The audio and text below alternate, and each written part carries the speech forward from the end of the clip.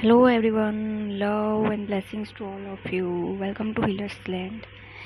तो आज का जो वीडियो है वो ये कि अवेकनिंग प्रोसेस में साधना करते हुए हम कर्मा को लेके किस तरह से अवेयरनेस में रहें। और जैसा कि आपको पता है ये जर्नी लिबरेशन की होती है, मोक्ष की होती है, जिसमें कर्मा क्लींस भी करने होते हैं और ये भी ध्यान देना होता कि न्यू कर्मा ना बन पाए।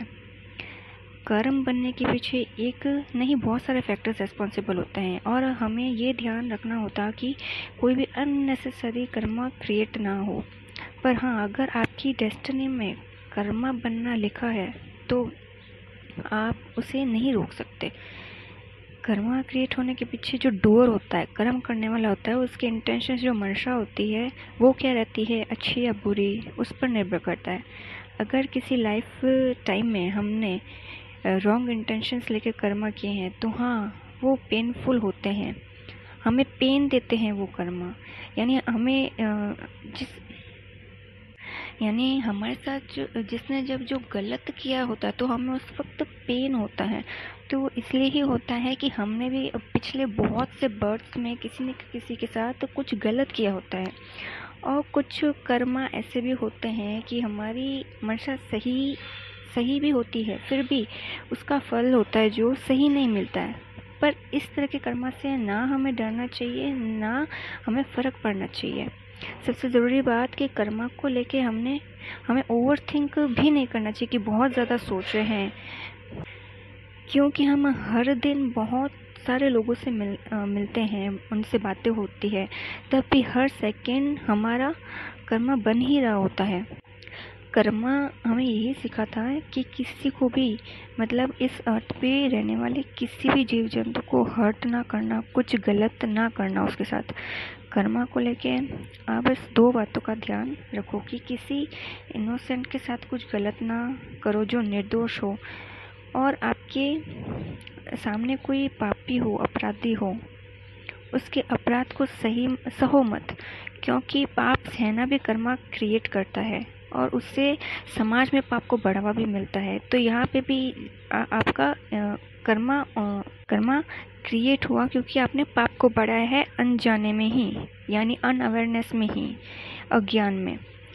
अवेकनिंग के बाद से ही मैंने काफ़ी स्पिरिचुअल मास्टर्स को सुना है, जो स्पिरिचुअल बुक्स पढ़ी हैं, और अभी जैसे कोई गॉड गॉडेसेस के जो सीरियल्स देखे हैं, जिससे मुझे काफ़ी गाइडेंस मिलती आई है।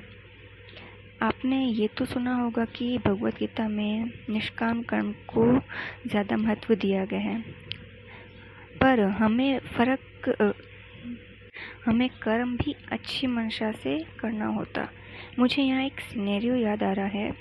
जब मैंने महाभारत सीरियल देखा था टेलीविज़न पे, वहाँ का सिनेरियो मुझे याद आया कि महाभारत में अर्जुन और भगवान कृष्ण उनका कन्वर्सेशन चल रहा होता है, जिसमें अर्जुन की मंशा गलत नहीं होती, दिल साफ होता है। पर चूँकि कृष्ण उनको बोलते युद्ध करने को, अब अर्जुन के लिए तो उनके सामने सब अपने होते हैं और अर्जुन का मुंह भी बाधा बन रहा होता है वहाँ पे। पर कृष्ण के लिए दुर्योधन, धृतराष्ट्र और भी जो होते हैं सब अपराधी होते हैं, जिन्होंने पाप किया होता है। तो क्या अब यहाँ भगवान कृष्ण ने यहाँ यह सोचा कि मेरे कारण दुर्योधन को दुख पहुँचेगा, वो हर्ट तो वो होगा ना, मेरा दुर्योधन के साथ कर्मा क्रिएट होगा? बिल्कुल नहीं है ऐसा। उनकी मंशा गलत नहीं थी, उनकी सोच तब सत्य को समर्पित थी। जब विचार और कर्म चेतना से, हमारी प्योर कॉन्शियसनेस से निकलते हैं, तो वहाँ कर्मा क्रिएट नहीं होता। वो जानते थे कि दुर्योधन नहीं मरेगा तो अधर्म फैलेगा। और अगर मान लो कि आपने किसी गलत इंसान के खिलाफ गए और कर्मा क्रिएट हो भी जाए, तो क्या अफसोस, उस कर्मा का क्या अफसोस करना।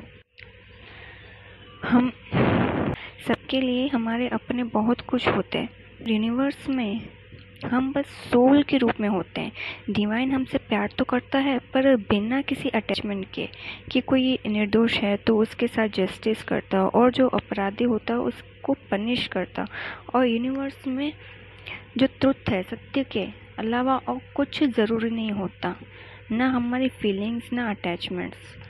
आप गौर करें तो हमारे आसपास घरों में ऐसे ही सिनेरियोज रहते हैं कि अगर आपसे जुड़े लोग चाहे कोई भी हो, कोई कन्या भ्रूण के हत्या के पक्ष में होता है, कोई दहेज के समर्थन में होता है, कहीं पे घरेलू हिंसाएं हो रही होती तो उसके पक्ष में लोग होते हैं। यानी कुछ तो सीधे तौर पे पक्ष में होते हैं और कुछ लोग जिनको मन ही मन लग रहा होता है कि नहीं ये सब गलत हो रहा है, पर वो चुप रहते हैं। तो उनके चुप्पे भी उस ऐसे अपराधों को बढ़ावा देती हैं अपने स्वार्थ के लिए, और आप ये जानते हुए कि यह गलत है, पर अपने मोह के कारण उन लोगों के अत्याचारों को दूषित सोच के रहते हुए उन अत्याचारों को सहते हैं। तो यहाँ आपका हद से ज़्यादा सहना भी आपका कर्मा क्रिएट हो रहा होता है, आपका कर्मा बन रहा होता है।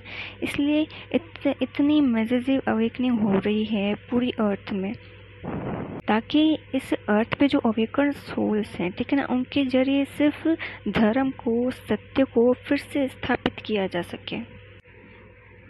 और एक बात मुझे याद आ रही है भगवान श्री कृष्ण की, कि उन्होंने कहा था कि अगर आगे इस युद्ध के लिए दुनिया उनको दोषी मानती है तो उसे स्वीकार कर लेंगे, क्योंकि उस वक्त वो निडर थे और अधर्म को बढ़ता हुआ नहीं देख सकते थे। जब आपकी हर सोच, हर कार्य सत्य को समर्पित हो, तब कर्मा किस किस के साथ क्रिएट हुआ है मत सोचो। पर जब आपके विचार सत्य के खिलाफ हो और अपराधों के पक्ष में हो जाए, वहाँ आपको अपने कर्मा के बारे में ज़रूर सोचना चाहिए और उन पर अफसोस भी करना चाहिए। सो फ्रेंड्स, आज के वीडियो में इतनी ही गाइडेंस थी डिवाइन की। Thank you for watching this video. Take care.